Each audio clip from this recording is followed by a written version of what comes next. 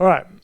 Okay. So in summary, it doesn't give you quite what we got, with Simon's model. Simon's model had this nice thing where we have this measurable innovation rate.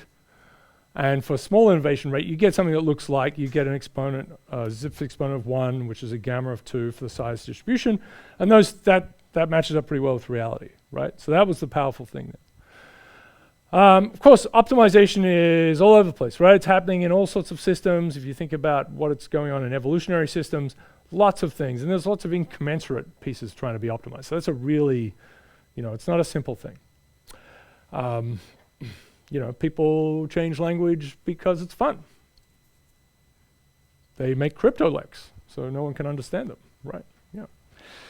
They make up new words. So that's fine, but there's still optimization to some extent, as we've seen with, say, the way verbs have become more regularized.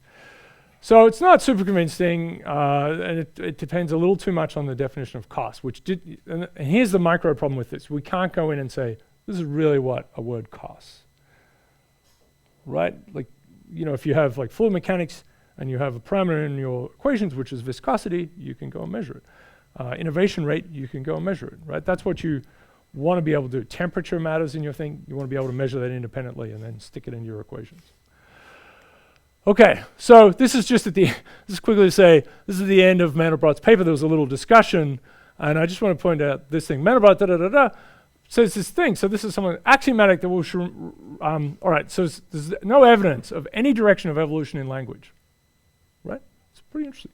Axiomatic which is a strong thing to say, that it will remain so. So I don't believe there's any evolution, and as a scientist, I don't believe there will be. Usually when famous scientists say something won't happen, it will. And if they say it will happen, it will. So it's an interesting problem.